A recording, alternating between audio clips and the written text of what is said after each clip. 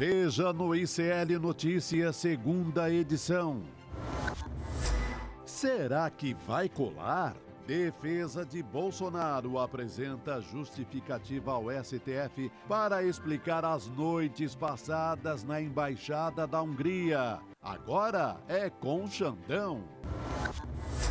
Visitante misterioso. Polícia Federal tenta identificar pessoa que aparece nas imagens chegando na embaixada enquanto Bolsonaro estava lá. Às vésperas dos 60 anos do golpe. Lula diz sentir carinho pela Marinha, Exército e Aeronáutica. E parabéns à Marinha Brasileira, parabéns pelo trabalho, parabéns aos ex-comandantes. O ICL Notícias, segunda edição, está no ar.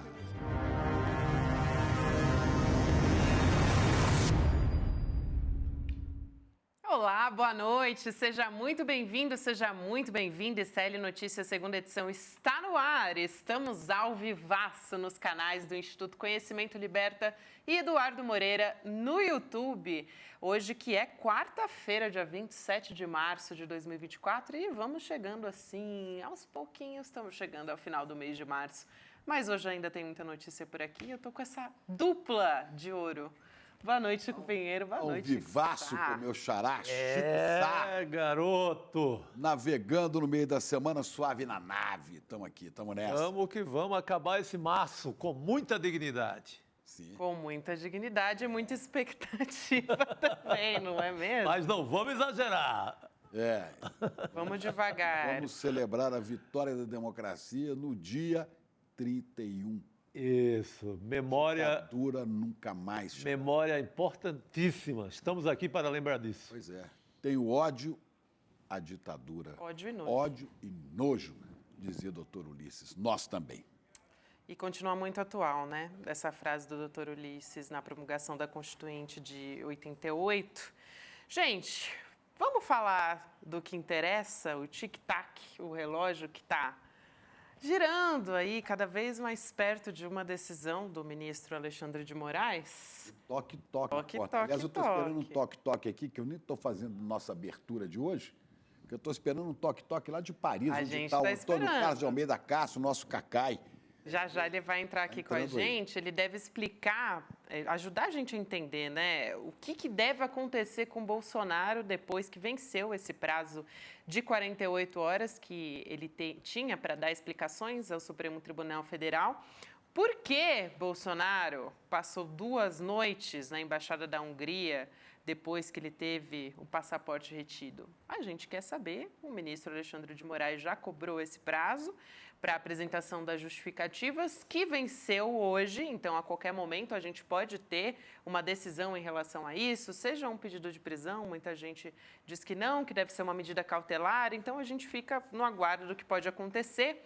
O advogado do Bolsonaro, Fábio Weingarten, ele entregou a resposta de maneira online, porque o Supremo Tribunal está em recesso, mas ele declarou que quer ser recebido pessoalmente pelo Xandão, tá? Pelo ministro Alexandre de Moraes para discutir essa pauta. Inclusive, o G1 apurou que o Bolsonaro disse que é, entre aspas, ilógico sugerir que ele tentou fugir ou pedir asilo. Vamos ver o que disse. Olha só, o Gabriel Vento colocou aí na tela para a gente.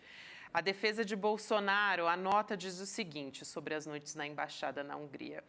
Diante da ausência de preocupação com a prisão preventiva, é ilógico sugerir que a visita do peticionário, Bolsonaro, né, à embaixada de um país estrangeiro fosse um pedido de asilo ou uma tentativa de fuga. A própria imposição das recentes medidas cautelares tornava essa suposição altamente improvável e infundada. Aí tem também, nas redes sociais, o Fábio Weingarten fez uma postagem, né? Ele diz o seguinte: em cumprimento ao despacho do ministro, tendo em vista o recesso do STF, a defesa do presidente protocolará, isso foi antes, né, dele dar o posicionamento deles, por meio eletrônico, a petição sobre os esclarecimentos relativos à ida do presidente à embaixada. A defesa reitera o desejo de despachar pessoalmente, como eu disse, com o ministro, a fim de elucidar por completo toda e qualquer especulação fantasiosa. Aí tem que ser pessoalmente, que não tem como colocar isso no papel. Não tem como mentir desse jeito no papel. Então você chama num canto ali e diz, olha, sabe como é? Bolsonaro é meio brincalhão, aí ele resolveu passar um trote na Michele e foi lá para a embaixada, aí depois apareceu o Carluxo. Gente, isso é uma mentira. Levou o travesseiro, levou a cafeteira, levou um cinto de pelúcia. Ora, não, explica isso, seu Jair. Isso não se segura em lugar nenhum do mundo. Não tem menor sustentação, não tem. Bolsonaro foi para conversar com líderes da Hungria sobre política, geopolítica internacional. Chico. Gente, Bolsonaro não sabe pedir um frango numa padaria. Pô. Bolsonaro não sabe conversar sobre política dentro do Brasil, a falar de política internacional. Preguiçoso. Em 4 anos de governo, nunca fez nada, nunca discutiu nada, não entende de economia, mandava para o posto Ipiranga, que está fugido aí também, está fugido. Mandava para o posto Ipiranga. Nunca sentou numa reunião de líderes para discutir qual é o papel do governo, qual é o papel da oposição. Nada. Nunca. Entregou o governo para o Lira. Exatamente. Encheu o Lira de dinheiro lá para as emendas do orçamento secreto, para se livrar de um impeachment. Outra parte para o Paulo Guedes Outra parte para o Paulo Guedes entregou o governo. E ia andar de jet ski. Ele ficava andando de jet ski, dando risada, imitando gente morrendo com falta de ar. É um irresponsável. Isso não cola, né, Chico? Mas é óbvio, tem que dar uma resposta. Vão redigir lá um troço qualquer. Eu, como advogado, eu também ganharia esse dinheiro, que está lá, e eu sou advogado, minha profissão é essa. Eu vou lá e trabalho para qualquer um. Mas, gente... E vai falar que vai dormir 2 noites na embaixada para conversar de política internacional? Ô, seu Jair, você não entende de nada. Bateu, foi um pânico pesado, brabo, e correu para... A covardia falou mais alto. Correu para o colo do Viktor Orbán. Viktor Orbán. Olha só para a gente dar aqui um posicionamento, né? Parece que a Cacai não vai poder estar com a gente, teve algum imprevisto. Mas a gente vai continuar falando a respeito de Bolsonaro, da embaixada aqui ao longo do programa. A Elô Vilela já está junto com a gente para falar sobre essa história, inclusive, e outras aqui. Olha ela aí. Elô, boa noite. A gente está aí nessa expectativa, né? Porque a qualquer momento a gente pode ter ou uma medida cautelar ou algo... né, um pouquinho mais grave do que uma medida cautelar. Vamos ver o que vai acontecer, né? Só o Xandão que pode saber. Olha, vou te dizer, boa noite, pessoal. Vai ser difícil dormir tranquilo nesse feriado. Ele vai soltar mais uma, né, Lô, no feriado? Ele gosta, né? Xandão gosta. Eu acho possível. Eu acho que todo mundo aqui em Brasília checou e rechecou o endereço do Bolsonaro, ter certeza. Todo jornalista agora sabe onde é, para onde corre, se sair alguma novidade. Mas eu queria entender o que existe de ilógico em se conjecturar a intenção de Bolsonaro fugir, uma vez que ele foi dormir na embaixada da Hungria. O que pode haver de ilógico nisso? É a coisa mais óbvia, mais lógica que qualquer cidadão poderia concluir, né? A primeira coisa que qualquer pessoa com 2 neurônios, um tico e um teco, concluiria. Bom, foi ali ver se podia ficar, se podia passar um tempo, se podia, né, apresentar o pedido de asilo, como seria recebido. Obviamente foi bem recebido, porque ficou ali 2 dias, né? Então, assim, essa defesa, claro que a gente ainda não conhece o teor dela todo, mas o pouco que transpareceu nessa publicação da Malu Gaspar, do Globo, se não me engano, não diz absolutamente nada. É um advogado dizendo, não tem lógica nisso. Como assim não tem lógica nisso? Só tem lógica, toda, né? A lógica. O advogado diz que não tem lógica. Quem define o que é lógico não são as perguntas. Não, Chico, e não tem outra história. Não tem outra história. Que diabo esse cara foi de... Que é ilógico esse argumento, na verdade, né? Sai de casa a 15 minutos e pouquinho ali da embaixada, vai lá quase 10 da noite, Elô. Pelo amor de Deus. É isso que não tem lógica. E, Chico, é muito engraçado como esse pessoal costuma se entregar no uso das palavras. Então, quando ele usa o termo ilógico, ele está falando da argumentação deles mesmos, né? Ele está Exato. falando do comportamento do próprio Bolsonaro, que não tem nenhuma lógica você ir para uma embaixada que fica a poucos metros da sua casa para dormir lá. Isso é que não tem nenhuma lógica, a não ser que você tenha algum outro objetivo. A não ser que você esteja fugindo, né? Aí. Exato. Ou que você esteja usando um esconderijo para fazer reuniões que você não poderia fazer, para dar telefonemas que pela justiça você não poderia dar, não é? A não ser que você esteja procurando na embaixada um refúgio para cometer ilícitos, e eu não estou falando aqui em roubar, em matar, nada disso, eu estou falando em se comportar de maneira diferente do que as medidas cautelares exigiram que ele se comporte, né? Então, se não foi para isso, só pode ter sido para ver se podia ter um asilo. Não tem outra lógica nesse comportamento. Agora, não favorece, né, Elo? Ele não sai favorecido disso. Hoje de manhã eu assistia no ICL Primeira Edição o doutor Fernando Fernandes falando sobre isso, né? Claro, tecnicamente comporta uma prisão preventiva, mas talvez politicamente não seja conveniente. Há um time para essas coisas aí, não sei, é uma questão da justiça. Agora, há outras medidas cautelares possíveis, né? Mete uma tornozeleira nele. Uma prisão domiciliar. Prisão domiciliar, vai ficar preso em casa, não pode sair, não pode usar a internet. Tudo isso pode cair em cima do seu Jair, né? E aí sim, se ele descumprir, aí é cana direto. Diga.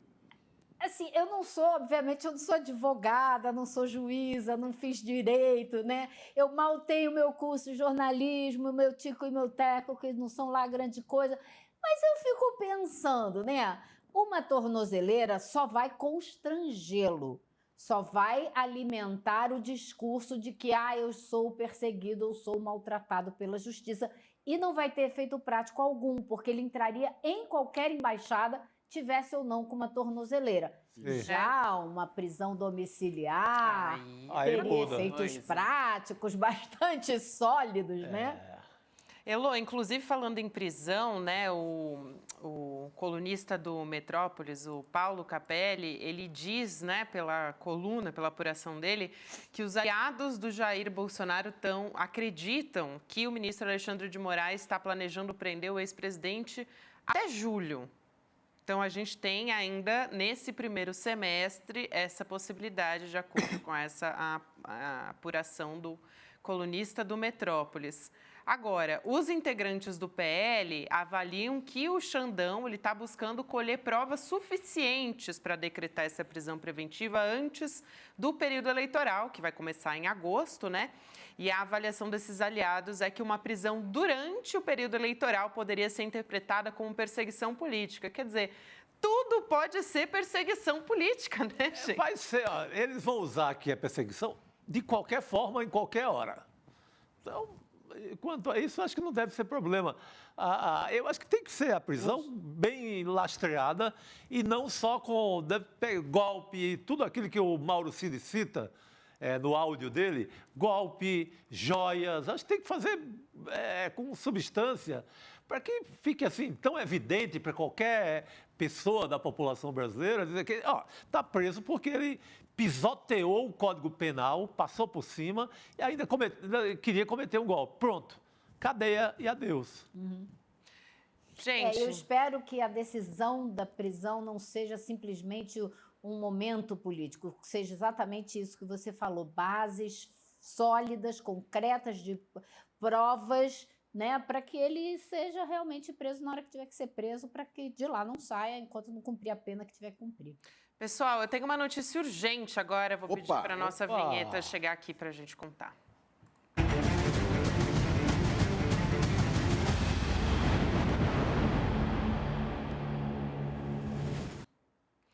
A gente falava sobre uma visita que Jair Bolsonaro teve na embaixada, né? A Polícia Federal estava tentando identificar quem era essa pessoa aparecendo nas imagens das câmeras. foi o vereador Carlos Bolsonaro, que visitou o pai no período que ele ficou hospedado, entre aspas, na Embaixada da Hungria durante o Carnaval, depois de ter o passaporte apreendido pela Polícia Federal. Esse caso está sendo investigado ainda pela polícia, que está apurando se Bolsonaro tinha intenção de fuga de fato. O Carlos disse a aliados que ele tinha permanecido meia hora no local. De acordo com a apuração da Bela Megali, do Globo, ele alega que ele queria ver o ex-presidente na embaixada porque não frequenta a casa do pai, não frequentava, né, a casa do pai em Brasília, por uma questão pessoal. A gente pode até inferir que seja a Michele Bolsonaro, porque ele tinha uma questão eles ali, não se né? falam, Ela não tinha Eles são uma proibido a família entrada dele. São uma família cristã muito unida. Exatamente. Ele tinha rompido com a Michele Bolsonaro, ela tinha proibido a entrada dele. E também o site Metrópolis, o Igor Gadelha, conforme ele informou, né, a visita aconteceu na noite do dia 13 de fevereiro, terça-feira de carnaval, portanto, e o Carluxo ele contou para os aliados que ele estava na capital federal nessa data para ver a filha dele. Então ele foi visitar o pai no meio de uma reunião? O pai não estava fazendo uma reunião de geopolítica internacional? Ele foi atrapalhar o pai no meio da reunião? Ele foi participar. Ei, Chico? Ele foi participar. Dá pitaco lá, falar com ele o trazendo Victor, a grande... Vem cá, posso O perguntar Carluxo uma traz coisa? a grande experiência de Elô, vereador, foi falar com o Victor Orbán. vereador do Rio de Janeiro, para auxiliar ali, dar os seus subsídios, né, de grande vereador do Rio de Janeiro, acostumado a milícias, esse negócio todo, na política internacional. Ah, tá. A influência de Rio das quero saber o Pedras seguinte, na política da gente. Hungria. Exatamente. Aí, Isso. Elô, Não, eu quero saber o seguinte. Primeiro, tudo bem que ele não frequente a casa do pai por causa da mulher do pai. Isso é compreensível. A gente conhece outras famílias que têm esse mesmo problema. Não será a primeira nem a última vez na história de madrastas e enteados. Porém, número 2, Brasília não tem nenhum parque, nenhum café, nenhum restaurante, nenhuma casa de amigo onde eles possam se encontrar. O pai precisa ir para a Embaixada da Hungria para poder ver o filho. E o filho não pode esperar 2 dias para o pai sair da Embaixada da Hungria. É muita ansiedade, né, Lu? Gente, A não gente, ser, quem Lu, é que pode acreditar numa coisa dessa? A não ser, Lu, que o cenário fosse de fuga ou asilo mesmo, para valer, e ele iria lá se despedir do pai. Ou pedir uma vaguinha, né, Ou pedir Chico? uma vaguinha. Uma vaquinha. Podemos ficar aqui juntos. mais um aqui. Maravilhoso. Cabe mais um nesse asilo? olha, e isso. pior, né? Eu não tenho foro privilegiado. Gente, essa tenho família foro acha que especial. o Brasil todo é idiota, né? Mas Acha. tem uma grande parte que é, né? Que é gado que você conhece. Infelizmente tem. Que conversinha é essa, gente? Pelo amor de Deus. Bom, É tão inacreditável, né? Mas é isso, assim, as coisas que a gente vê a extrema-direita divulgar pela internet são tão inacreditáveis que é isso, gente. As pessoas estão acostumadas a acreditar no inacreditável. É isso que vem sendo feito há mais de 4 anos. Só para explicar para quem está acompanhando as imagens, né, para além de nos ouvir aqui, tem uma descrição ali que diz desconhecido, né? Tem um círculo ali que seria o desconhecido chega com uma mala. Esse desconhecido, então, portanto, seria o Carluxo, né? Inclusive, há que se saber o que tinha dentro dessa mala também. Isso que eu estava pensando. O que haverá dentro dessa mala? Todinho. Minuta de golpe. Olha, estávamos à beira do evento aqui em São Paulo, da Paulista. O cara entra com a mochila. Mochila cheia, mochila vazia, o que é que sai da embaixada? Eu desconfio de tudo nessa altura. Foi levar numa mala várias minutas de golpe para o pai escolher um. Ou sair de lá com coisas, não sei, gente. Olha, é tudo tão ridículo, tão inverossímil, é tudo tão louco, né? Que propicia isso, especulação, de brincadeira. Tem gente falando que gozação. tinha um jet ski na mala. Ah, tinha um jet ski. Aqui no nosso chat. Ah, era um jet ski. Tem muita especulação aqui. Se o estilo realismo fantástico na América Latina não tivesse existido, teria que ser criado para acomodar as narrativas dessas famílias, dessas histórias da política que são realmente inverossímeis. Mas é isso aí, exatamente com isso que a gente está lidando. Exatamente, Lu. E aí, o que a gente tem, né? O que estava sendo apurado é se o Bolsonaro tinha recebido alguém que estava proibido de manter contato, né, por determinação do Alexandre de Moraes. E aí as imagens das câmeras de segurança captaram essas imagens que a gente está vendo aí agora, no dia 13. Ele sai ali, ele chega no banco de trás do carro do Jair Bolsonaro, né? E depois aparece nas imagens também o momento que ele vai embora. E pela apuração da Bela Megali, ele ficou ali, carregava uma mochila, ele ficou na embaixada por volta de 30 ou 40 minutos. E dá tempo de fazer a entrega ali, a mala, né, depois. Tem uma pergunta que continua no ar, né? Isso que a gente está vendo aí são imagens que vieram da embaixada.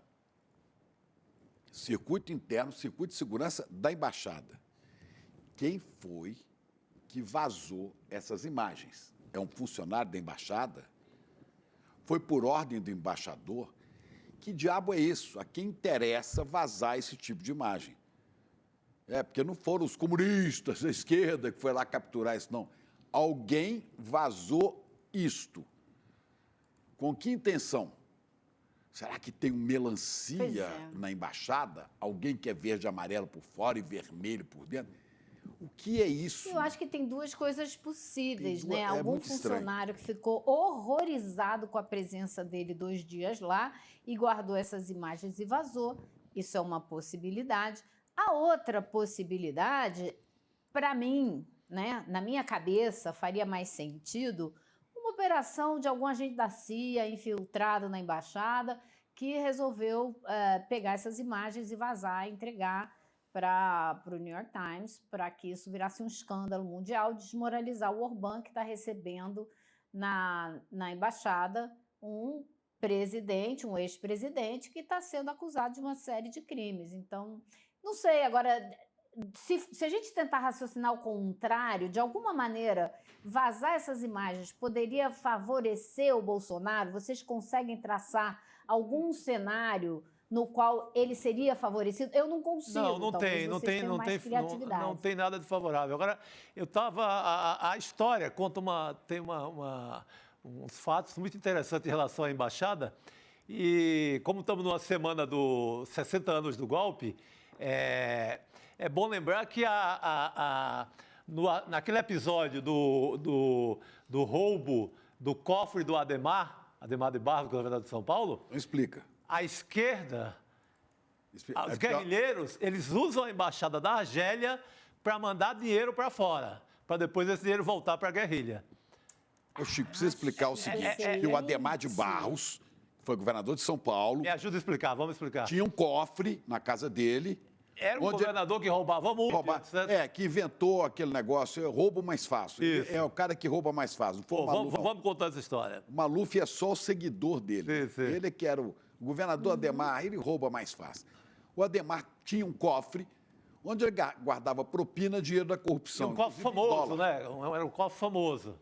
E aí o doutor Rui ficou o doutor Rui seria, né, uma pessoa muito afetivamente ligada, que na verdade não era homem, ao Ademar, e guardava esse cofre lá numa mansão, lá no bairro de Santa Teresa do Rio de Janeiro. Né? E um dia o pessoal foi lá e roubou o cofre. A guerrilheiros da VAR Palmares pega esse cofre para financiar a guerrilha e parte desse dinheiro, cerca de $900 mil, é enviado via Embaixada da Argélia para fora do Brasil. Essa mochila, que poderia ser do Carluxo, eu não estou afirmando nada, mas estamos em tempos de especulação, porque eles mentem muito. Portanto, é mais um dado na mesa aí, um dado histórico para a gente especular. O famoso cofre do Ademar fez história e pode estar até hoje circulando aí em outras mãos com outros nomes, né? Exatamente. Agora, gente, isso é muito interessante, sabe por quê? Essa história faz muito sentido. Por quê? A família Bolsonaro, os Orbán, né? O Orbán, o Trump, eles são os grandes articuladores da extrema-direita mundial hoje. Então, se existe uma movimentação financeira, ela pode muito bem passar pela mala diplomática, né, do governo do Orbán e ser distribuída, sabe-se lá para onde. Isso pode muito bem acontecer. Isso faz todo sentido. A gente vai ter que continuar esperando pelas... As malas são históricas, né? Essa memória, vamos dar crédito, porque eu achei que era em off. O André Klotz, que passou, tá vendo o programa, um beijo para ele. Memória da história do Ademar? Lembrou da... Eu até reli recentemente. Malas, eu me lembro das malas do Aécio, lembra? Muito bem lembrado isso. As malas do Aécio com dinheiro. Sim. Olha, gente, tem As malas do joias, Rocha né? Loures. Vai que tem mais joia aí que a gente não sabe. Pois é. E tem as malas do Rocha Loures, aquele que saiu correndo, é Rocha Loures, né? Rocha Loures. Que saiu correndo, dando uma corridinha em frente à pizzaria. Pô, 500 mil reais ligado ao mundo do Michel Temer, né? Vamos chamar o doutor Fernando Ideu para conversar com a gente a respeito disso, até para a gente poder entender o que pode acontecer a partir de agora. A gente está nessa expectativa em relação à decisão do ministro Alexandre de Moraes desde cedo já, né? Boa noite, doutor Fernando Ideu. Obrigada por aceitar nosso convite. Boa noite, pessoal. Boa noite a todos. Sempre um prazer, uma alegria estar aqui com vocês. Prazer é nosso. Vamos, então, para a primeira pergunta, que é a que mais a gente quer saber, né? O que pode acontecer a partir de agora? Tem um prazo para o ministro Alexandre de Moraes tomar uma decisão? O que a gente pode esperar? E em quanto tempo a gente deve esperar essa decisão ser tomada, né, doutor? Eu acho que a tendência, até pela repercussão do caso, é que a decisão saia ainda essa semana. Mas não existe um prazo preclusivo, digamos assim, para o ministro decidir, né? Ele, até onde eu sei, ele forneceu aí, ele concedeu 48 horas para que se explique, né? As explicações foram prestadas e agora haverá aí certamente uma decisão. Essa decisão pode ser uma decisão que determine a aplicação de outras medidas cautelares diversas da prisão, né? O Bolsonaro já está com uma medida cautelar vigente, ele está com seu passaporte retido, né? Não pode deixar o país. É possível que haja uma escalada nessa medida cautelar aí e que possivelmente ele fique aí com um recolhimento domiciliar, uma tornozeleira eletrônica, enfim, é possível que haja uma decisão dessa natureza, é possível que haja a decretação da prisão preventiva em razão do risco de fuga, né? Uma das hipóteses da prisão preventiva é a ameaça à aplicação da lei penal, né? Então, acho que há sim elementos para se considerar essas duas decisões no radar aí de possibilidades. Elô? Doutor Fernando, a gente aqui é jornalista, né? E a gente fica conjecturando mil coisas, o que poderia acontecer e tal. Mas eu gostaria de saber, na sua opinião, uma opinião informada, né? Se haveria algum benefício para a lei, para a justiça, colocar uma tornozeleira eletrônica no Bolsonaro, ou se seria muito mais interessante uma medida um pouco mais concreta e restritiva, como, por exemplo, uma prisão domiciliar? Bom, a regra no nosso país, né, é que as pessoas respondam a investigações e a processos em liberdade, né? Qualquer medida restritiva antes do trânsito em julgado deve ser excepcional, especialmente a prisão, né? Porque a prisão como pena, como punição, ela só é legítima a partir do trânsito em julgado da sentença penal condenatória. Antes disso, a prisão não é uma pena, né? A prisão é uma medida cautelar. Uma medida cautelar que, segundo o Código de Processo Penal, pode ser aplicada durante a investigação ou durante o processo em 4 hipóteses, desde que haja prova do crime e indício suficiente de autoria. Quais são essas 4 hipóteses, né? É ameaça à ordem pública, ameaça à ordem econômica, ameaça à instrução criminal, que é a produção de provas, né? E ameaça à aplicação da lei penal, que é o risco de fuga. Então, me parece que sim, né? É possível dado que ninguém cogita que ele tenha ido passar o carnaval, pular carnaval na embaixada da Hungria, né? Alguma coisa ele estava buscando ali, né? Acho que a explicação dele não foi minimamente razoável. Até porque, pelo que me falaram, isso eu não confirmei, mas me falaram que a casa dele fica a 15, 20 minutos da embaixada. Então, assim, que sentido faz você pernoitar na embaixada da Hungria? Não é, acho que essa história não é convincente, né? Então, ali, havendo indícios de que ele está buscando asilo político, já há precedentes no STF de considerar essa busca por asilo político fora das hipóteses de asilo político propriamente dito, né, uma deturpação do asilo político. Nessas hipóteses já há precedentes de que há risco de fuga. Então não seria uma medida atípica, seria uma medida alinhada aí à jurisprudência do tribunal, né? Agora, respondendo mais objetivamente a tua pergunta, será que o monitoramento eletrônico seria suficiente para impedir o asilo político? Não sei, né? Acho que a análise da necessidade da prisão passa por essa verificação de suficiência. Falar, não, vou monitorar eletronicamente e determinar que ele fique num raio, sei lá, de 100 metros da residência dele, que ele possa sair só para ali por perto. Será que isso é suficiente para evitar que ele pegue o carro, saia correndo e entre numa embaixada? Não sei. Se não for, justifica-se com ainda mais razão a prisão preventiva. Tem bolsonarista aí dizendo, professor, que, na verdade, ele foi lá para a embaixada a pedido do Viktor Orbán para dar uma assessoria, uma consultoria, porque o Orbán está sendo ameaçado de queda lá na Hungria. Tem manifestação na rua depois de 14 anos que ele está no poder, né? Extrema-direita do Orbán, e tem gente se manifestando na rua. Então chamou o Bolsonaro para dar umas dicas, como é que eu faço para me segurar, né? Como se o Bolsonaro soubesse fazer isso, né?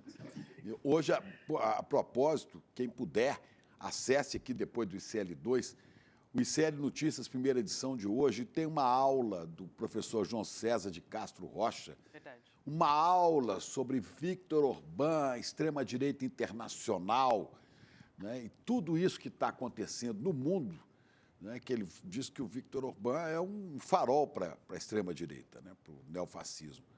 Mas é uma aula primorosa, vale a pena, uns 20 minutos ali para você ficar assistindo e falando, aprendi de Hungria hoje. Não, recomendo, muito bom. Vai ver que o Bolsonaro foi lá para dar consultoria, assessoria para o Viktor Orbán, que está ameaçado. Imagina. Tem uma outra história boa que eu ouvi, Chico, tem uma outra história boa. Falaram que assim, descobriram, o serviço secreto da Hungria descobriu um plano para matar Bolsonaro. Ah, já ouvi essa também. Vai pedir que ele fosse executado, eles acolheram ele na embaixada para protegê-lo. Essa é boa também, né? Aí cada um inventa uma. Mas realmente, como o doutor falou, nada impediria, a não ser uma vigilância permanente, que ele se desloque. Aliás, as embaixadas estão muito perto, próxima da casa dele. Não teria como de ir para a embaixada da Argentina, que é outro país amigo no momento, por conta da extrema-direita instalada lá na Casa Rosada. Então, não tem como. Isso aí é difícil lutar contra isso, né? A prisão domiciliar impediria isso. Ele também poderia desobedecer e diante de fugir para a embaixada?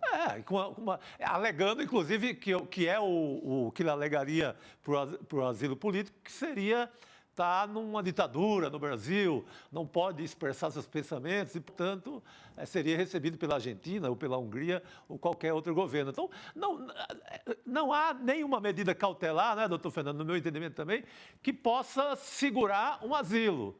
Pode até impedir uma fuga dentro de normalidade, uma fuga para o Paraguai, uma fuga para qualquer esconderijo, sei lá, em Angra dos Reis, mas o asilo é impossível praticamente, né?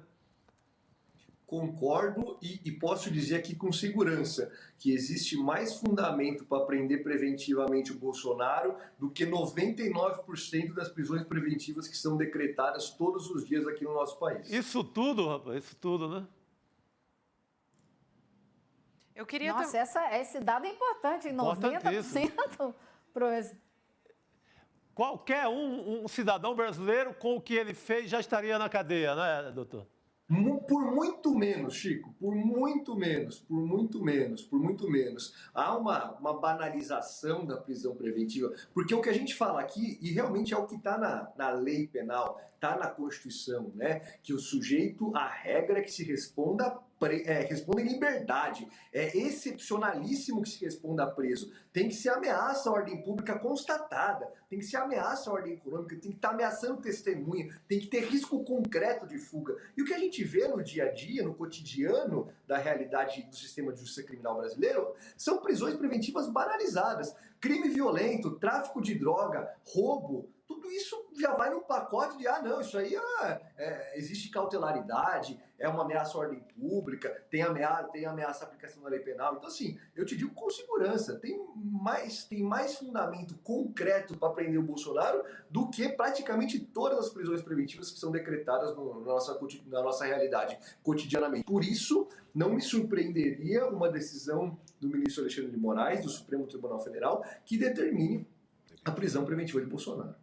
Doutor, eu queria aproveitar porque o César Calejon, aqui do ICL Notícias, ele fez uma ponderação sobre a prisão preventiva que eu acho pertinente até do senhor poder comentar, porque ele disse que é insano considerar que a prisão preventiva atrapalharia a prisão definitiva depois do trânsito em julgado, porque a preventiva serve precisamente, na análise dele, para evitar que o investigado fuja ou atrapalhe o inquérito. Então, essa dicotomia é absurda. Fez essa colocação e eu queria justamente ouvir o senhor a respeito disso. Eu acho que tem todo sentido, né? A prisão preventiva, nesse caso concreto, seria decretada justamente para ele não fugir, né? É uma medida, o que está se cogitando aqui, uma prisão preventiva para fins de aplicação da lei penal, para evitar o risco de fuga, é justamente uma cautelar para o principal, que é a provável condenação dele a uma pena privativa de liberdade. O que eu acho que as pessoas têm feito, e é legítimo que se faça em casos dessa natureza, é um cálculo político. Exato. Né? Eu acho que se fosse uma situação de uma prisão preventiva de Bolsonaro sem fundamento, né? Porque me lembro que na época do protesto ali na Avenida Paulista, mas se ele falar contra o Supremo Tribunal Federal, será que ele não pode ser preso? Eu mesmo dizia, não acho que você se manifestar contra o Supremo Tribunal Federal seja uma causa de prisão preventiva. Aí sim eu acharia, aí pode parecer uma perseguição. O cara tá ali dizendo, o Supremo Tribunal Federal está sendo autoritário, está proferindo decisões tirânicas, está violando meus direitos, você vai lá e prende o cara? Não acho que seja por aí, né? Prender alguém é excepcional. Então, se ele incitasse violência contra os ministros do Supremo, aí eu acho que poderia haver prisão preventiva, porque ele está promovendo a prática de crimes, está incentivando a prática de crimes, está impactando a ordem pública. Acho que aí sim. No nosso caso, a gente está falando de alguém que fugiu para uma embaixada, passou a noite lá na crença de que ele seria preso, e isso é claramente uma hipótese de ameaça à aplicação da lei penal, de risco concreto de fuga. Então, não me parece que, mesmo nesse cálculo político, né, haja fundamento para esse raciocínio de que a prisão poderia atrapalhar. Não, acho que a prisão é justificada especificamente para assegurar que eventual punição se concretize, que não se fique na formalidade da punição e na impunidade concreta. Professor, olha a oportunidade da prisão preventiva. Naquele 7 de setembro, ele no palanque, falou o diabo do Supremo Tribunal Federal. Né? Usou palavrões para se referir a ministro do Supremo, inclusive ao ministro Alexandre de Moraes. Né? A partir de agora, nem mais nada, eu que mando. Né? Bom, depois pediu o Temer para lá pedir desculpa, para tentar aliviar, mas ele ainda era presidente da República. Então vamos que o Supremo assumiu, né, a avaliação do risco. O presidente da República falou esse monte de asneira, mas não convém prendê-lo nem agir com mais rigor. Aceitaram as desculpas. Mas depois disso, ele foge, para não passar a faixa ao sucessor, foge com medo, covarde que é, para os Estados Unidos. Lá fica, lá na terra do Pateta, esperando os seus bozoloides aqui fazerem aquela arruaça que fizeram na Praça dos Três Poderes. Evidentemente que ele sabia de tudo que se passava, havia uma minuta de golpe, que ele já admite. Não é? Então, segunda oportunidade de uma prisão. O senhor, lá atrás, ameaçou o Supremo, depois o senhor, de certa maneira, mandou invadir o Supremo e o Palácio Planalto e o Congresso Nacional. Nós vimos no dia 8. Depois o senhor me marca uma manifestação, né, para milhares de pessoas na Avenida Paulista, com o intuito de manter esse discurso de arruaceiro, de golpista, de pé. Mas, aconselhado a pisar no freio, para não falar as asneiras que falava de novo, botou o seu boneco de ventríloco, chamado Silas Malafaia, para falar as besteiras por ele. E ele quer continuar fazendo esse tipo de confusão, de arruaça. Né? Então, ele quer fazer no Rio de Janeiro, ele já fez aglomerações em feira de agro, em Cabo Frio, em Maricá, sei lá onde. Alguém vai ter que chegar uma hora e falar assim, acabou, velho. Agora você vai esperar o seu julgamento trancado. Eu não acho nem que é prisão domiciliar. Eu acho que devia ser metido atrás das grades, você vai esperar aí, pra você não ficar insuflando o gado bozoloide contra os poderes constituídos, contra as instituições. Não é justo que você tumultue a vida nacional. Então, vai para trás das grades. Né? E se os seus seguidores quiserem, vão fazer contato com o ET lá na porta do presídio, respeitando os limites da lei. Sabe, eu acho que esse cara já deu, já deu. Tem que alguém botar o freio, como se bota num bicho aí, um freio para parar, né? Para parar, porque passou de todos os limites, não é?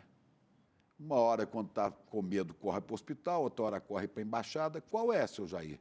Motivos para prisão preventiva, por incentivar a arruaça, por propor golpe, por desobedecer. Já fez todas, né? O senhor não acha que já passou do tempo?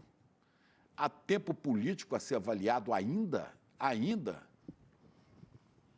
O episódio de Angra também, quando ele sai de barco ali, né? Deve ter tido informação de que o pessoal viria. Sabe-se lá o que ele levou para o alto mar ali? Sabe-se lá que prova que poderia ter ali, né? É outro episódio aí nessa sequência que você muito bem colocou aí, Chico, né? Então, acho que sim, acho que você tem toda a razão. Há elementos que justificam a decretação da prisão preventiva, e acho que a gente tem que aguardar aí com atenção essa decisão do Supremo Tribunal Federal, que pode vir, tenho certeza, e que seria muito bem fundamentada a prosperar essa linha que a gente está falando aqui. E vou dizer, e se não baixa uma preventiva nele rapidamente, daqui a pouco começa a sujar, a enlamear a própria imagem do Supremo. O Supremo tem medo de tomar as decisões corretas em cima de Bolsonaro. Como o senhor mesmo disse, qualquer outro cara já estava com a preventiva decretada. Então, vamos aguardar, hoje ainda, né, ou amanhã, não sei quando que o ministro Alexandre de Moraes vai tomar a decisão dele. Mas esse pessoal tem que ser tratado assim, é a língua que eles entendem, né? É a língua que eles entendem. A hora que você passa... Eu acho que precisa da lei, né, Chico? Assim, né? Eles podem falar o idioma que eles quiserem falar, mas a lei do país é a lei do país, e ela tem que ser respeitada e tem que ser implementada, mais do que nada. Eu entendo que se faça um cálculo político, porque, afinal de contas, nós estamos falando de um ex-presidente, né? Por mais incrível que pareça, ele foi presidente da República. Então, entendo esse cálculo político. Mas acho que tudo tem limite, né? Você desrespeitar as cautelares e, obviamente, ensaiar uma fuga, para mim, já seria, né, motivo para repensar esses cálculos todos. Daqui a pouco vai estar em outra cidade, juntando gente e rosnando outra vez, ameaçando os poderes, né? Rosnando, que é a expressão, né? Tá vendo? Mas tem que dar um basta nesse cara, tem que falar agora, aguarda a justiça. Embora ele morra de medo da justiça, né? Diferente de Luiz Inácio Lula da Silva, que eu vou ficar preso, porque eu sou inocente. Ele sabe. Queria aproveitar o professor aqui para perguntar a respeito do Carlos Bolsonaro, né? Porque a gente teve a confirmação agora há pouco de que era realmente o filho do ex-presidente Bolsonaro nas imagens ali das câmeras de segurança da embaixada. Foi ele que ficou por volta de 40 minutos ali, enquanto o pai já estava, entre aspas, hospedado na embaixada da Hungria. Tem alguma implicação jurídica que deve ser analisada, professor?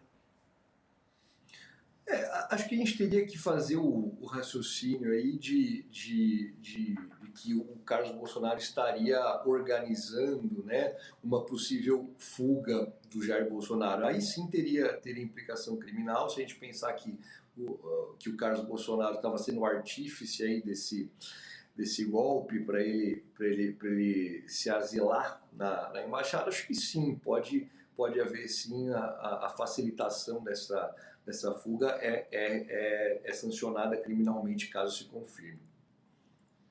Mas eu passo a... Ocorreu agora também nessa mala, pode ir alguma prova de alguma coisa que deixou escondido lá na Embaixada da Hungria. Eu estou mais nessa mala agora, viu, Elô?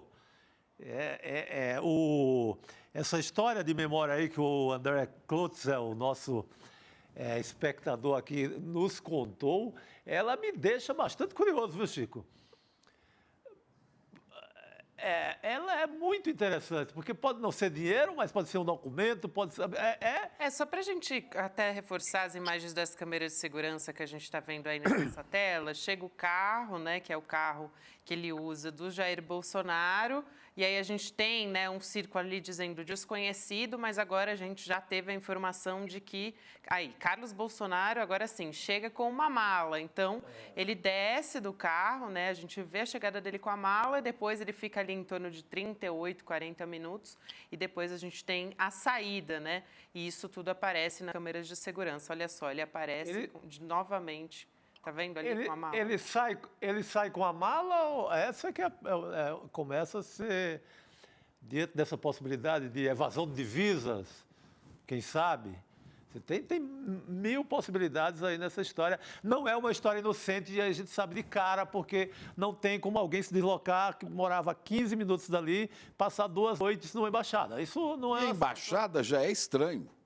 Agora, dormir na embaixada e o filho ainda levar mala, que história é essa, velho? Né? Agora, eu não sei o que vão dizer. Vai dizer que foi o pijama, né? O de bolinha. Disseram isso no nosso chat aqui, viu, Elô? De bolinha. Porque ele saiu sem o pijama, né? Alguém foi levar o pijama. Mas o Carluxo não frequenta a casa da Michelle, então ele não foi pegar o pijama lá, né, Elô? Então, a coisa... Não foi. Mas eu acho o seguinte, a Polícia Federal, evidentemente, vai conectar todos os pontos aí que até o momento a gente nem conhece. Alguém telefonou para alguém? Bolsonaro ligou para alguém? Carlos Bolsonaro recebeu uma chamada do pai para ir lá? Outra pessoa qualquer? Enfim, então a Polícia Federal está investigando e não passa nem pela nossa cabeça as possibilidades que a Polícia Federal tem para descobrir exatamente o que aconteceu nesses 2 dias, né? É isso, era justamente isso que eu também ia colocar, Elô. A gente vai ter que aguardar ver até onde vão as investigações, né, da Polícia Federal e aonde ela vai conectar esses pontos. Acho que isso é fundamental, até porque preliminar a gente conversar sobre isso por enquanto com o doutor Fernando Ideu, porque a gente acabou de saber que é o Carlos Bolsonaro também, que ele permaneceu esse tempo na embaixada. Quero agradecer, inclusive, o doutor Fernando Ideu, professor também, que veio aqui para ajudar a gente a entender esse contexto, né? E a gente continua nessa espera pelo ministro Alexandre de Moraes tomar essa decisão depois do Bolsonaro, da defesa dele se pronunciar depois dessas 48 horas. Obrigada, professor. Sempre um prazer te receber aqui. Eu que agradeço o convite, estou sempre aqui às ordens. Um beijão para vocês aí. Boa noite, querido. Obrigado. Até mais, professor. Boa noite, doutor Ideu. Obrigado. Elô Vilela continua aqui com a gente. O nosso chat, né, obviamente, está pegando fogo. Né? E tem que ter essa especulação, não seria diferente. Porque o episódio é muito importante. Porque não foi naquele bar que ele comia a farofa lá com frango. Não foi. Foi numa embaixada. Numa embaixada de um país de extrema-direita que pode dar asilo, pode fazer uma mutreta de dinheiro, de evasão de divisas. Como disse Elô, pode legalizar um dinheiro, não é, Chico? como disse Elô, como essa coisa é ilógica, como não tem lógica, não tem sentido, né? Resta isso, especulação, a galhofa. É porque o que eles oferecem à sociedade é isso, né? O ridículo, a galhofa. Isso, não é, isso. Elô? É como disse uma amiga minha aqui que deve estar assistindo o programa, mandou um recado aqui dizendo: as coisas que essa família faz são tão absurdas que os memes fazem mais sentido do que as explicações que eles dão. Total. Está certíssima sua amiga. Muito bom. Aí tem mensagens aqui, por exemplo, C. Machado diz aqui, a mala estava cheia de leite condensado. Na verdade, não só ele, muita gente aqui fala do leite condensado. O problema é saber o que havia dentro das latas de leite condensado. A Graça Veloso diz. Viagra. Ele está levando o ursinho e o travesseiro. Muita gente falando da festa do pijama também. Falei porque tinha gente falando Viagra, viu? Por isso que Sim, Mauri Muller Eu não aqui seria tão falou do Viagra inocente, na não. mala. Não, eu vou na... a mala é outra parada. A mala, Eu gostei muito do Cláudio Vamos Couto chamar dizendo aqui. a nossa audiência. Atenção vocês no chat. Isso, Chico. O que tem nessa mala? Vamos fazer uma pesquisa. Boa. Vamos Eu ver o acho que não é nada inocente, ninguém armaria uma história dessa com o risco que teria, tanto que agora sabemos todos, para ser só um ursinho blau-blau. Não era ursinho blau-blau. É coisa... Joias ou ursinho, Ursinho diz Blau a Blau Mônica? só se fosse recheado de dinheiro. ou de outras coisas. Chifre de patriotários. Mala de Viagra daria fé. Pepitas de ouro, diz a Marlene. Leite em A pó. Polícia Federal ela tem na mão muitos dados, né, importantes que podem ser... Porque se você tem uma varredura de telefonemas, você chega minimamente... Pendrives para mostrar para os húngaros. Pendrives. Se é o Carluxo que levou, deve ser pendrive. Né? Na verdade, quem levou foi o Eduardo Bolsonaro, né? Que levou que é a mala, né?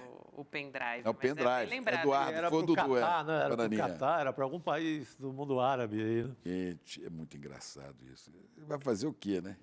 É maravilhoso. Fraldão geriátrico. O Carluxo não estava naquela lista de pessoas proibidas de interlocução com o Bolsonaro. Então, nesse aspecto, tudo bem, sem problema nenhum. O problema é o que levou, o que trouxe da embaixada.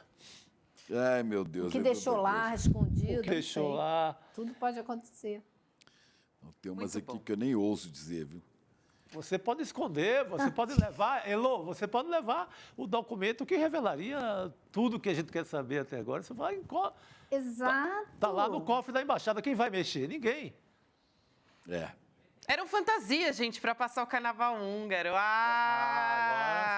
Quem que disse aqui essa? Foi o Winter Sorg. Muito bom, gente. Olha, sério, a criatividade aqui está imperando. Eu já não Farofa nem mais para comer com acompanhar. goulash. Mas vamos falar também de notícia. Vamos falar sério aqui também, mas é difícil, né, gente? Porque essas...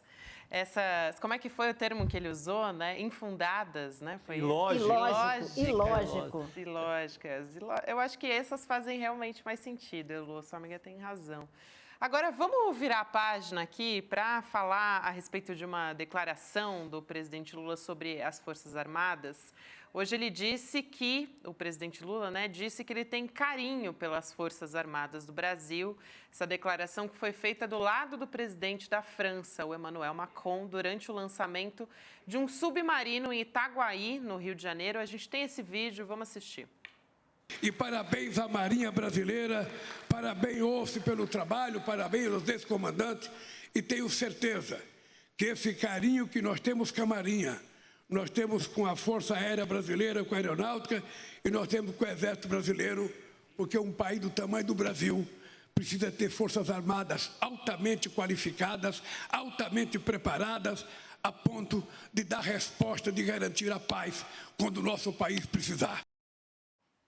Pois é, e aí essa declaração do presidente Lula está acontecendo 4 dias antes da data que marca os 60 anos do golpe militar, né?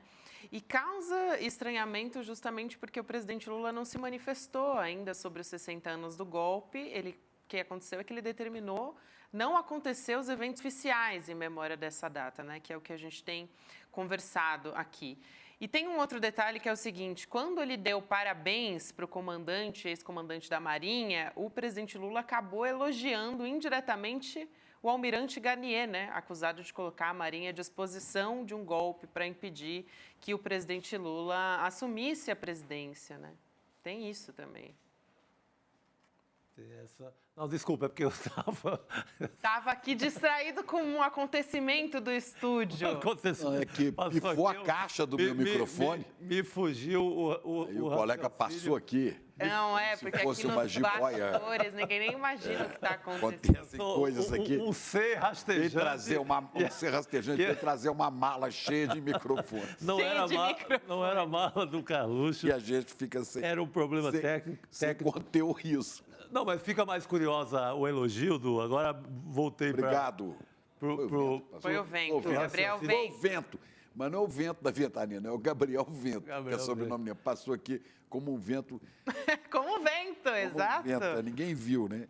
Essa declaração, né, do presidente, eu acho que se não tivesse a recomendação para não ter evento nenhum relacionado aos 60 anos do golpe nas repartições oficiais no governo, não teria problema nenhum. Seria ali um agrado aos comandantes militares, não teria problema nenhum. Mas se você junta uma coisa com a outra, fica, poxa, não vamos dar nem uma cutucadinha nesses caras? Vamos deixar passar batido na festa? Essa é que passa a ser, não é, a história. Não, e num momento também que... Diga, Elô, vai lá. Não, eu ia dizer que esse carinho que ele expressou hoje pelas Forças Armadas, ele vai muito além do que um discurso, né? Porque se a gente pensar o que o presidente Lula fez com relação, por exemplo, às emendas de relator, né? Ele só não cortou emendas de relator quando ele fez aquele corte de 5 bilhões e 600 milhões de reais, que deu muito problema com o Congresso. Ele só não cortou para a saúde, para a educação e para Forças Armadas. Ele manteve todas as emendas de relator para Aeronáutica, Marinha e Exército. Então, esse carinho do presidente, que se expressou nos governos anteriores dele também, através de investimentos cada vez mais vultosos para desenvolvimento de submarino nuclear, não é isso? E outras medidas, sempre ficaram muito claros através do volume de dinheiro que ele destinou para as Forças Armadas e sempre com essa aparente necessidade de distensionar as relações do Planalto com as Forças Armadas. Eu me pergunto, né, até onde e até quando vai ser preciso distensionar essas relações, quando que nós teremos relações normais numa democracia civil, em que o presidente é o chefe das Forças Armadas e eles simplesmente trabalham para garantir a segurança do país, da fronteira para fora, né? Não é aqui dentro, é a fronteira. Inclusive, Elô, ele levou uma paulada também do Clube Militar, né? Que fez uma nota, hoje divulgou uma nota dizendo que a memória do 31 de março permanece tão presente quanto recalcada, pela insegurança dos governantes. E disse que depois da Constituinte de 88, o que se perdura foi a volta da corrupção. Uma nota, assim... Clube Militar. O Clube Militar é aquele lugar que um monte de general velho de pijama vai jogar dominó e acha que ainda manda em tropa, né? Toma um zuiscão e começa a escrever. Começa a falar asneira, né? Clube Militar. Mas eles representam uma corrente de pensamento viva dentro das Forças Armadas. Não sei dizer, não sou especialista no caso, não sei dizer se é uma corrente dominante ou não, mas é uma corrente que existe, o Garnier representa parte dessa corrente, e quando você diz que não vai remoer o passado, e quando você diz que não vai recriminar, que você não vai condenar o que aconteceu há 60 anos com o golpe militar, eles vêm ainda mais para cima, como é o caso dessa nota, né? Essa nota não é só uma reafirmação desses militares de que eles fizeram certo, eles ainda vão além, eles falam de governos fracos, Veja o risco que é você não colocar os pingos nos is. Exato. Não, a nota é um nojo, né? A nota é um nojo. Eles fazem toda uma linguagem lá, um trololó, para dizer que o Brasil só viveu um momento de... Inclusive citam números de economia e tal, que o Brasil só viveu momentos de desenvolvimento, de pujança, o que o país foi grande, no período deles, no período da ditadura. Então, eles fazem um elogio à ditadura que não é um elogio comum, é um baita elogio à ditadura, é uma provocação. A gente acabou de sair de um perigo do golpe e eles estão provocando. Agora, o clube militar é um clube de senhores que já não tem poder. Sim. A não ser que, e aí eu faço questão, até citando o jornalista de quem eu gosto muito, meu amigo, o Reinaldo Azevedo, que o Reinaldo diz o seguinte, o problema é o seguinte, é que você pegar, por exemplo, o Mauro Cid, o pai dele, ele está na ativa, o pai dele está na reserva, mas é general. O avô também era. Aí você pega o Etchegóin, o outro é... Quer dizer, a família militar é igual a família Bolsonaro, né? Um é deputado federal, põe o filho de estadual, põe o outro senador, já põe o Jair Renan para ser vereador, porque o negócio é hereditário, né? E as Forças Armadas também têm disso. Muito. Tem um general lá atrás, que aí está lá no clube militar, mas tem um cunhado, um genro, um filho que está na ativa. E eles ficam ali atazanando a orelha do cara, né? Como não há mudança, infelizmente, na educação, na formação desses militares que estudam com manuais, né, lá de antes da Guerra Fria, só pensam em comunismo e tal, você não muda essa cultura. É preciso que se modernize o pensamento, né? Aliás, hoje... Aliás, eles citam na nota a Guerra Fria também, Chico. Você foi na linguagem dos caras. O clube militar... o brigadeiro Francisco Joseli Camelo, que falou hoje. Depois, acho que você tem coisa dele aí, né?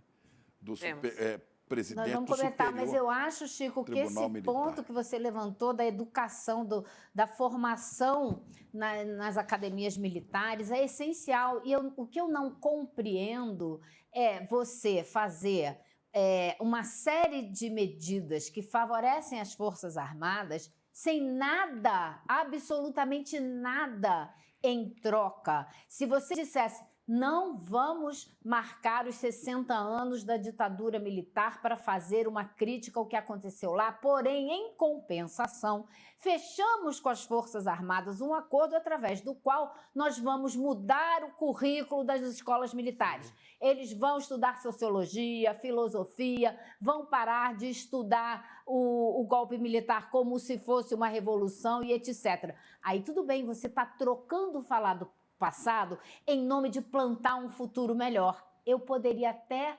me relacionar com essa ideia, mas em troca de nada é que eu não compreendo. Troca de paulada, na verdade, né? Como está me lembrando aqui a Márcia Cunha, nossa chefe, né?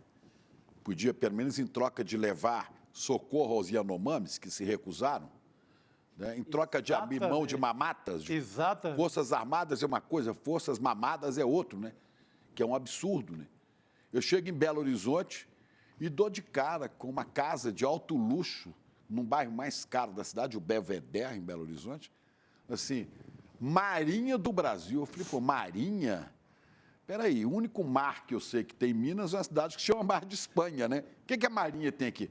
Eu fiquei sabendo que tem outras sedes da Marinha em Belo Horizonte. Eu falei, mas o que é? Lagoa da Pampulha? Não, é porque tem o Rio São Francisco, então tem uma unidade da Marinha. Para quê? Para botar lá um almirante, para botar um monte de oficiais, para ganhar e ficar lá em Belo Horizonte, no bairro mais caro da cidade, com um clube, uma casa, né? Quer dizer, é preciso que esse país... E ninguém mexe nisso, ninguém mexe nisso. Até pedi foto disso, porque eu vi, eu estava... mexe. É quase uma legislação à parte do Brasil. As filhas herdam, tem aquela herança da pensão, elas não casam fazem casamento falso, nunca no papel, para herdar... Pois as pensões. Cara. E ninguém pode falar da história desses caras, que são funcionários públicos pagos por nós. Nós, contribuintes, pagamos esses caras. Mas ainda vem fazer ameaça. Né? Ainda vem fazer ameaça.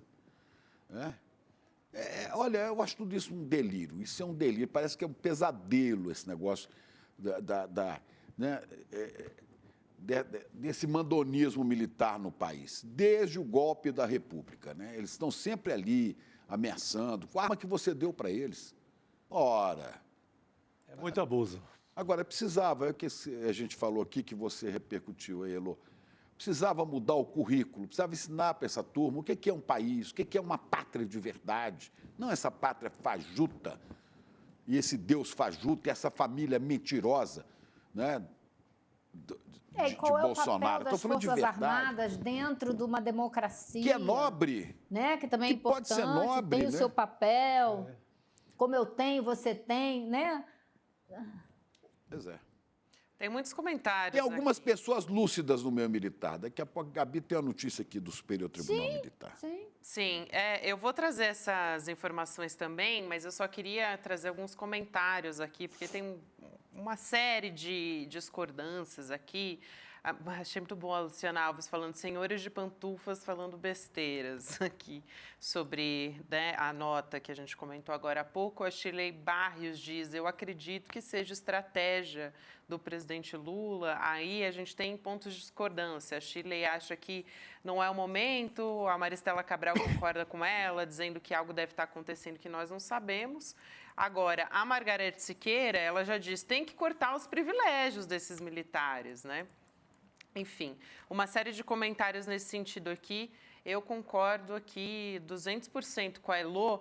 Agora, tem o presidente do Superior Tribunal Militar falando o seguinte, né? O Francisco Joseli Parente Camelo, declarando que ser de esquerda... brigadeiro, cargo mais alto da aeronáutica, equivale ao oficial general da aeronáutica. Ele é um general da aeronáutica.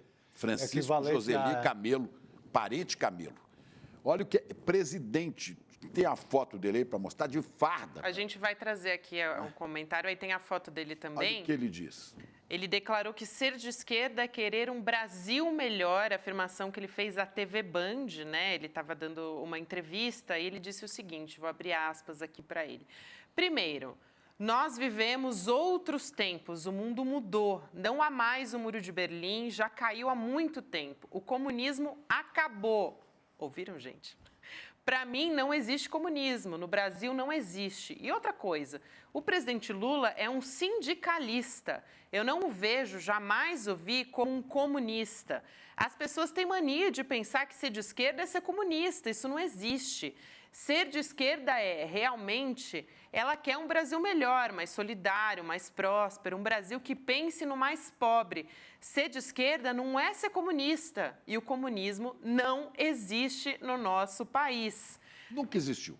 Ele falou o óbvio, mas vamos lá, né? Obrigado, brigadeiro, falar o óbvio, porque é isso. Exatamente, falou o óbvio. Agora, o Francisco Camelo já tinha defendido também a prisão dos militares envolvidos no 8 de janeiro, né? É importante isso. Sim. Conheceu que existem fortes indícios de planejamento de um golpe de Estado.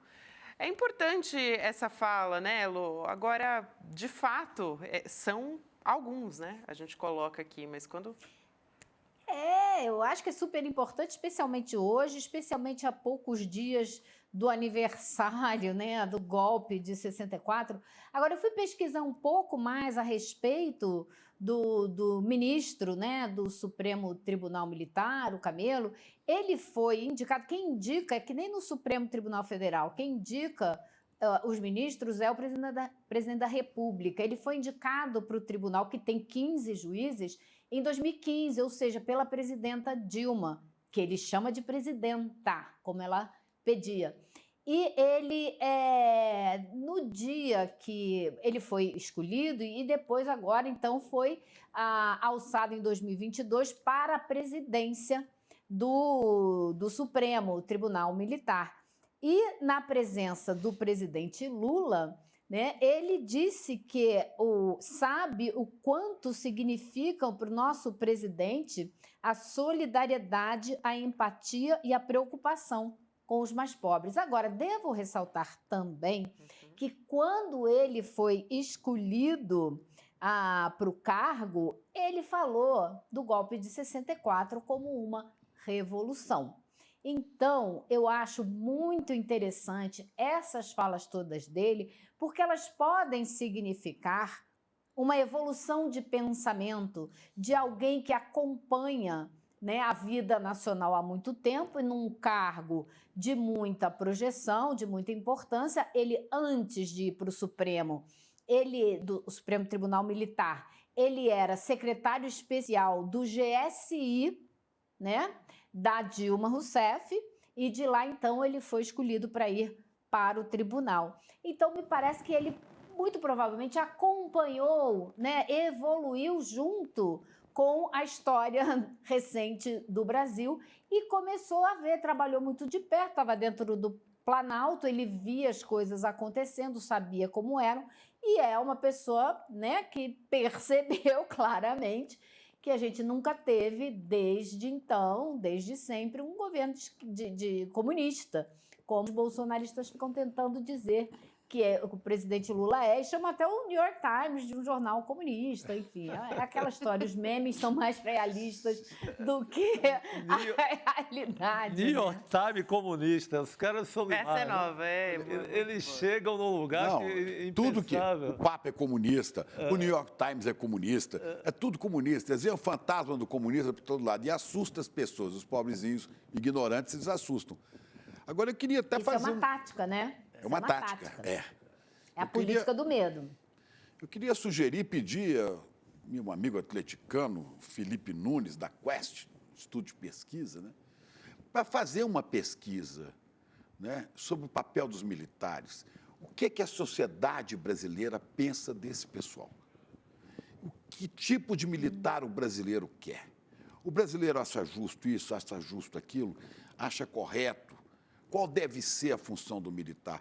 Pelo amor de Deus, Felipe, eu não sei, eu não tenho grana para bancar uma pesquisa, mas passou da hora da gente saber como os brasileiros veem os seus militares, que toda hora estão atazanando a vida civil do país, toda hora estão fazendo ameaças, e não só gente das Forças Armadas, também das polícias militares, que no Rio de Janeiro já misturou com milícia, você não sabe o que é polícia, o que é milícia. Você já chega perto dos caras assim, ó. O delegado acaba de ser preso porque estava do lado dos bandidos, né? Qual é o papel do militar? Chefe da polícia. Do militar das Forças Armadas, qual é o papel da polícia militar no Brasil? O que a gente entende por militar e que militar nós queremos pagar, bancar com os nossos impostos? É isso que eu queria que alguém fizesse um dia essa pesquisa, sabe? Bela ideia, Chico. Polícia militar é resquício da ditadura, né? É algo que muita gente defende que devia acabar, né? Polícia militar é uma coisa que foi criada no Brasil, né, se inspirando numa gendarmerie francesa. Os franceses é que criaram esse negócio de militares e o Brasil achou bonito, né, uniformes, então criou a Polícia Militar. Militar é um cara que defende o país de ataques externos, de inimigos. Então, quando você tem uma polícia militar num Estado, ele vê o cidadão que está ou suspeito de estar fora da lei e trata como se fosse um inimigo. Inimigo você elimina e por isso matam. Por isso a polícia do Tarcísio está fazendo aqui, já tem quase 60 mortos só na Baixada Santista. E vai ter mais. E impunidade completa aqui no Rio de Janeiro, para todo lado. Olha, eu quero saber qual é o papel desses caras na nossa vida, na vida nacional. E você sabe, essa história da Baixada, ela é grave, você tocou nessa história, ela acontece no momento assim que a segurança do Porto de Santos está uma bandalheira, assim, é roubo, é tudo. Então, para encobrir isso, nada mais fácil, faz uma operação, começa a matar gente pobre na periferia. Então, passou uma sensação de segurança na Baixada Santista completamente falsa. Não, o seu Tarcísio diz que os empresários aplaudem. Sabe quais são os empresários? Os caras que estavam reclamando de assaltos nas áreas de logística, de armazéns. Pergunta se mudou um segundo lá. Esse pessoal está lá batendo. É recorde de roubo no Porto de Santos. Não mudou nada. Matar lá na favela não vai resolver o problema lá. Isso é para Que aí incluir a gente Narciso está acha falando que de mete- violência de Estado, né? É a origem das milícias, inclusive, eram os grupos de extermínio da ditadura militar que depois foram evoluindo e chegaram nas milícias. A gente fez uma entrevista, acho que até o N1 hoje entrevistou também um sociólogo que estuda isso há mais de 30 anos, enfim. Só para terminar, o que o seu Tarcísio faz quando traz essa mentalidade de policial do Rio de Janeiro para São Paulo. Ele, carioca, né? Traz essa ideia para São Paulo, cria, transforma, demite 30 e tantos coronéis que eram comandantes da PM, tira das funções, entrega ao capitão Derrite para quê? Para transformar a polícia de São Paulo em milícia.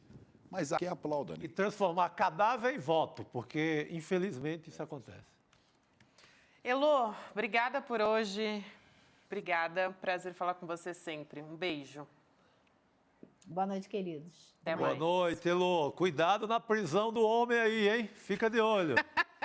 Sabe quem que tá de plantão, né, Elô? Ó, É tu. Chico Sá. Chico Sá tá de plantão. Vamos nessa, vamos Eu e a nessa. Elô, a gente vai estar...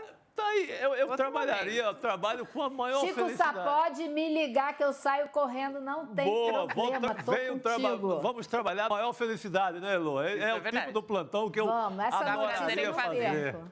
É isso aí. Cara, se sair a prisão, eu também saio e venho pro plantão. Você viu? Chamar todo mundo, convoca geral. Todo mundo preparado, todo mundo preparado. Vamos esperar, né? Quem sabe, gente? Ainda dá tempo de acontecer antes do feriado. Mas vamos conversar aqui agora com a professora e militante da Vanguarda Popular Revolucionária, a Marília Guimarães. A Marília que viveu por 10 anos com os filhos em Cuba, voltou ao Brasil em 1980 com a lei da anistia e ela chegou a Cuba depois de, com a ajuda dos companheiros dela, né, de VPR, sequestrar um avião em Montevidéu. A gente vai conversar a respeito de tudo isso aqui com a professora. Professora, eu quero dar boa noite primeiro e perguntar a respeito da fala do presidente Lula. Primeiro, eu vou esperar a senhora responder boa noite. A gente vai rodar o vídeo aqui novamente para a gente poder falar sobre isso. Bem-vinda. Boa noite a vocês. Um grande prazer estar exatamente hoje aqui, sim, lembrando a história. Não existe presente, não existe construção de conhecimento, de desenvolvimento, se você não teve uma história. O Brasil não nasceu hoje. O Brasil nasceu alguns anos atrás e traz com ele uma série de problemas e de golpes. Golpes traz golpes. Muito obrigada a todos por terem me convidado. Esse jornal está bombando. Bombando. A gente que agradece. Boa noite a todos. A gente que agradece, professora, pela senhora aceitar o nosso convite. Vou pedir, então, para o Gabriel Vento aqui, dos nossos vídeos, colocar essa fala do presidente Lula para a gente poder voltar a falar sobre isso. Por favor, vamos assistir. E parabéns à Marinha Brasileira, parabéns, ouço, pelo trabalho, parabéns aos ex-comandantes. E tenho certeza que esse carinho que nós temos com a Marinha, nós temos com a Força Aérea Brasileira, com a Aeronáutica, e nós temos com o Exército Brasileiro, porque um país do tamanho do Brasil precisa ter forças armadas altamente qualificadas, altamente preparadas, a ponto de dar resposta, de garantir a paz quando o nosso país precisar. E parabéns. Eu quero ouvir a avaliação da senhora, professora, porque tem todo um contexto, né? A gente falou muito a respeito disso um pouco antes de chamar a senhora aqui para a entrevista, mas num contexto em que, oficialmente, o governo cancelou os eventos, lembrando os 60 anos do golpe de 64, no momento que também se cancelou o planejamento de um museu em memória também das vítimas da ditadura e dos direitos humanos, e mais ainda no momento que a gente descobre, por meio de investigações da Polícia Federal, que o almirante Garnier, da Marinha, tinha aceitado dar um golpe no 8 de janeiro. Então, queria ouvir a sua avaliação sobre essa fala nesse contexto, por favor.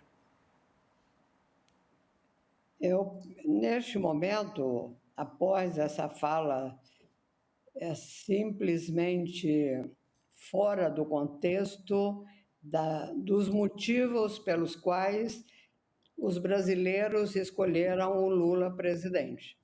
E lutamos muito por essa eleição.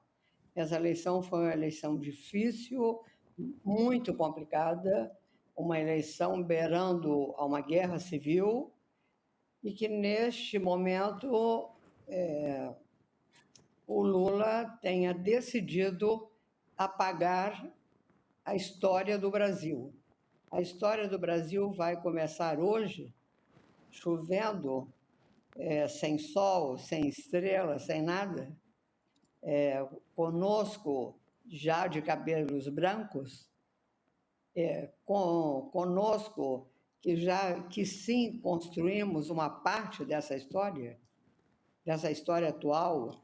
Se ele hoje é presidente, ele deve a um grupo de brasileiros que lá atrás trabalharam para que ele pudesse um dia tomar o poder, para que ele chegasse a presidente da República, para que a Dilma fosse presidenta dessa nação. Acho que foi bem feliz dessa parte, mas como nós brasileiros, como vivemos numa democracia, nós temos direito de dizer não a essa posição dele, e vamos sim, claro que de uma maneira muito discreta, vamos dizer assim, estamos fazendo eventos, lançando livros, fazendo marchas, porque nós não podemos esquecer os nossos mortos, os nossos torturados pelo Exército, pela Marinha, pela Aeronáutica. Nós não podemos esquecer que muitas mães, até hoje, esperam nas portas de sua casa, as que já quase centenárias, esperam seus filhos voltar do Araguaia. É bem complicado analisar essa fala do Lula. Mas ele falou, isso não é o nosso desejo, não é a nossa atitude e não será a nossa atitude daqui para frente. Por outro lado, o Exército, elogiar neste momento o Exército, a Marinha e a Aeronáutica, apenas aparece que ele está totalmente interessado e não sabe como sair dessa situação. Se ele não sabe, nós sabemos. O Exército, Marinha e Aeronáutica, como anteriormente o Chico falou, aí eu achei ótima essa ideia de que se faça uma pesquisa nacional. E o que nós achamos dessa Marinha, Exército e Aeronáutica que está aí? Porque nós sabemos que o nosso primeiro exército era de mercenários. Não é? Quando abriram os portos e chegou a Inglaterra, chegou a França e posteriormente chegou a Alemanha, que antes não tinha a Alemanha, o exército era mercenário.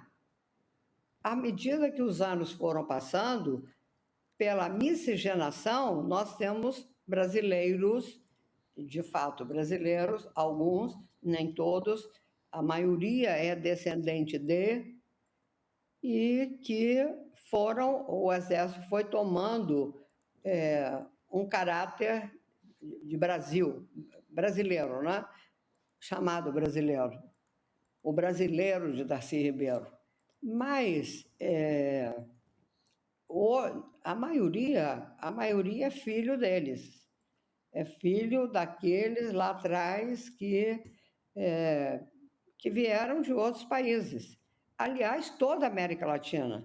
A América Latina, o que tinha era índios, era povoada por índios.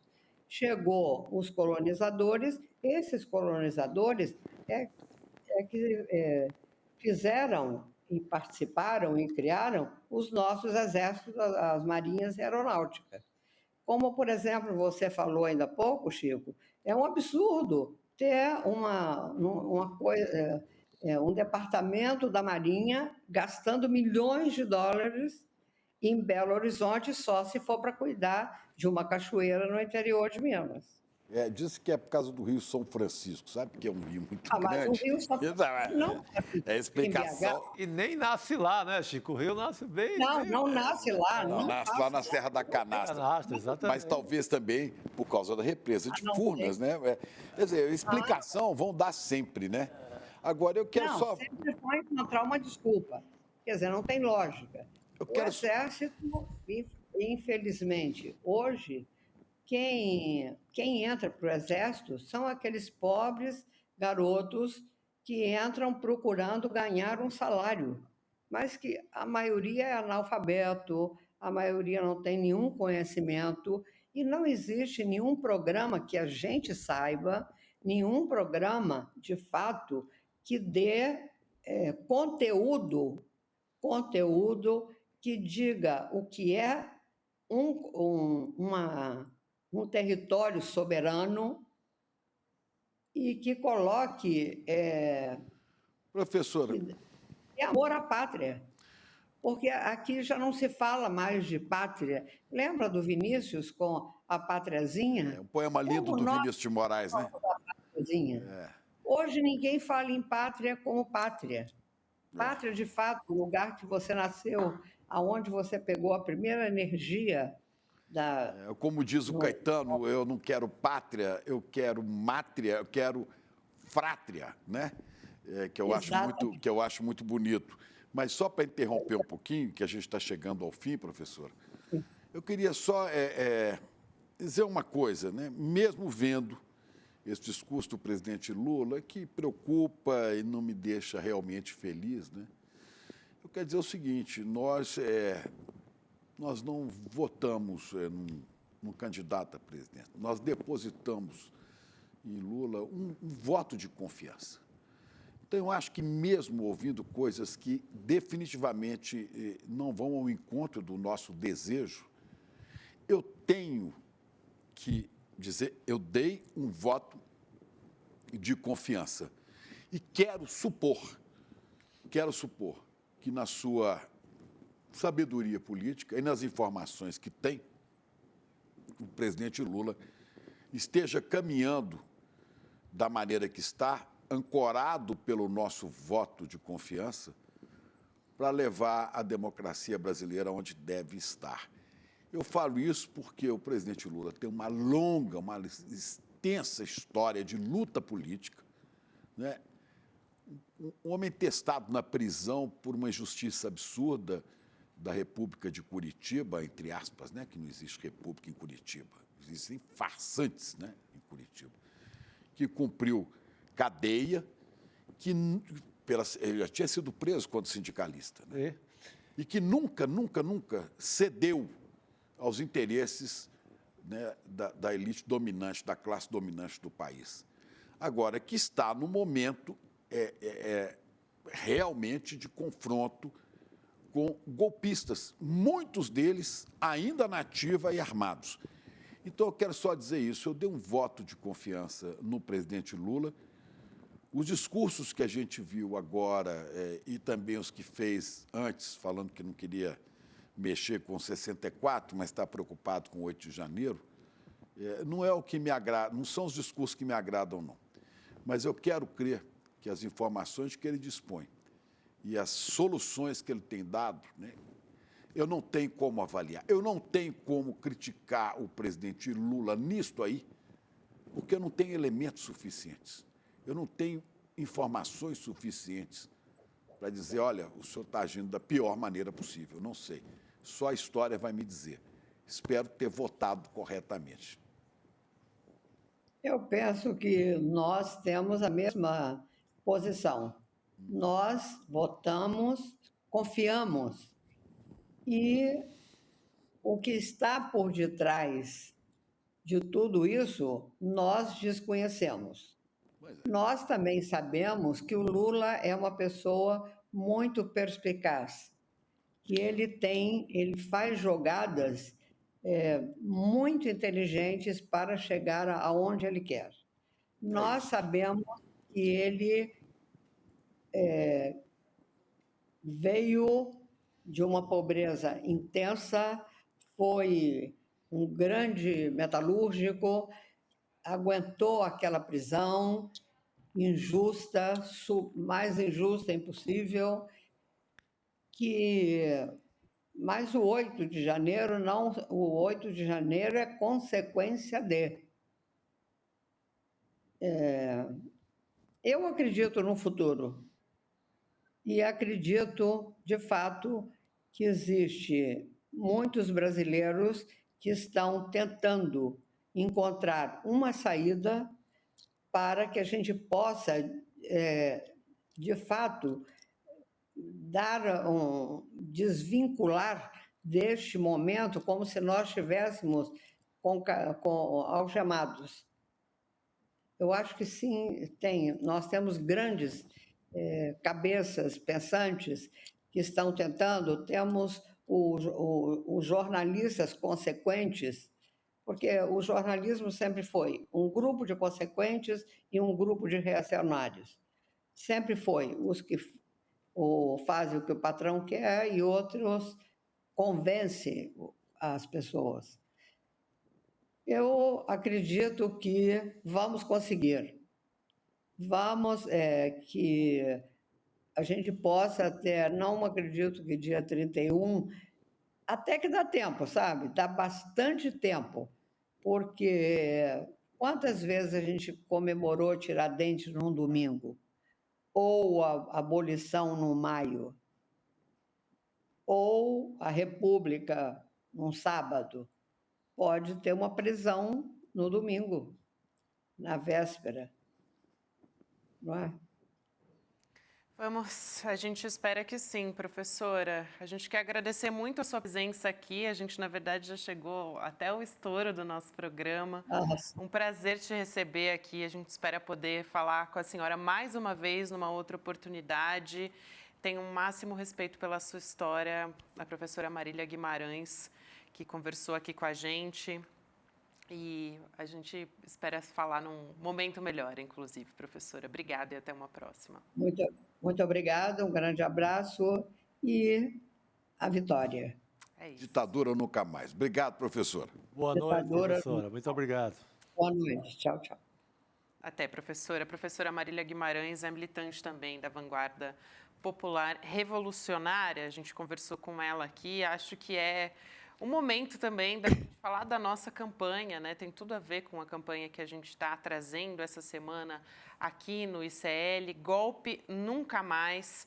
A gente sabe que as ações da ditadura militar, né, as torturas, os assassinatos, foram crimes, violações de direitos humanos. Essa semana estreou um webdocumentário justamente sobre os 60 anos do golpe, um documentário exclusivo feito pela nossa equipe do ICL Notícias para os nossos assinantes, e a gente tem um trailer aqui, vamos assistir. 60 anos depois do golpe civil-militar que nos levou ao abismo, o quanto ainda resta de ditadura em 2024, no futuro imediato do Brasil? Quanto temos ainda que lutar?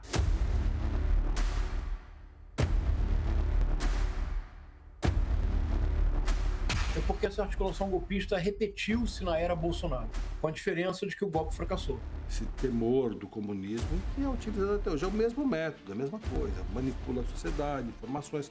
A história ensina que, sem memória, não há futuro.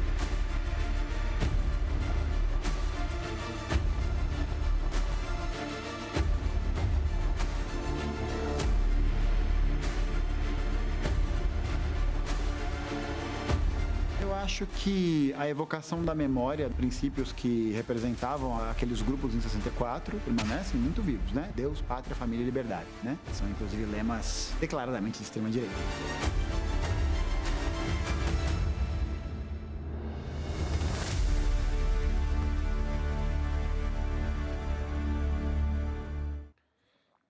Muito bem, gente, já deu para ter um gostinho do que você, quando você assina o ICL, a que tipo de conteúdo você vai ter acesso.